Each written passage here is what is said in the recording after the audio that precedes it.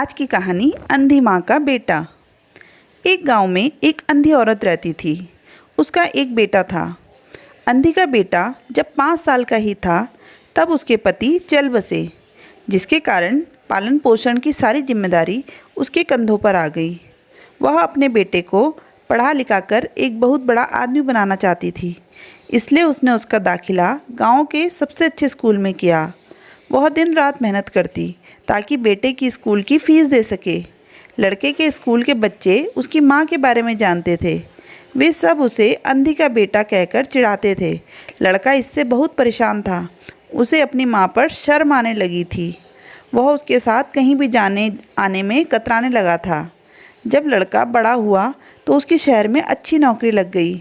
उसने अपनी माँ से वादा किया कि शहर में मकान लेकर वह उसे लेने आएगा, लेकिन वह शहर गया तो फिर लौटकर वापस नहीं आया। उसकी अंधी माँ उसका इंतज़ार करती रह गई। कई महीने बीत गए, लड़के की कोई खबर नहीं आई। एक दिन उससे नहीं रहा गया और वह बेटे से मिलने शहर पहुंच गई। पूछते पूछते वह बेटे के ऑफिस पहुंची। वहां सिक्योरिटी गार्ड ने उसे रोक दिया। अंधी औरत ने गार्ड को अपने बेटे का नाम बताया और बोली कि उससे जाकर कह दो कि गांव से कोई मिलने आया है। गार्ड ने जाकर उसके बेटे को बताया। बेटे ने ऑफिस की खिड़की से देखा तो उसे अपनी माँ गेट के बाहर खड़ी नजर आई। वह ऑफिस में सबके सामने अपनी माँ की वजह से शर्मिंदा नहीं होना चाहता था।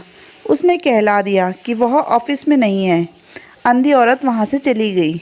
शाम को वह लड़का ऑफिस से घर जाने के लिए निकला। रास्ते में एक जगह काफ़ी भीड़ लगी थी। वह भीड़ देखकर भीड़ के पास पहुँचा और तो बीच सड़क में अपनी माँ को मरा पाया।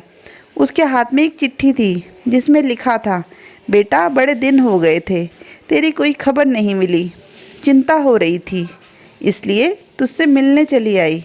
तू तो बड़ा आदमी बन गया है। तुझसे मिलना अब शायद मुझ गरीब की किस्मत में नहीं, लेकिन मैं बहुत खुशकिस्मत हूँ। तूने अपना सपना नहीं, मेरा सपना भी पूरा किया। मलाल है कि तेरी तरक्की देख नहीं सकती। काश बचपन में तेरी आंखों में सरियाना घुसा होता और मुझे तुम्हें अपनी आंखें ना देनी पड़ती, तो मैं तेरी तरक्की अपनी आंखों से देखकर सुकून से मरती। तेरी अंधी माँ। ये पढ़कर लड़का फूट फूट कर रोने लगा। जिस अंधी माँ पर उसे शर्म आती थी, उसने उसके लिए इतना बड़ा बलिदान किया था। वह आत्मग्लानि से भर उठा और ज़िंदगी भर खुद को माफ़ नहीं कर पाया। दोस्तों, माता पिता अपने बच्चों के लिए अपना सर्वस्व निछावर कर देते हैं। उनका हमेशा सम्मान करना चाहिए। आज की कहानी के बारे में आप लोगों के क्या विचार हैं, हमें कमेंट में ज़रूर बताइए और कहानी पूरी सुनने के लिए धन्यवाद।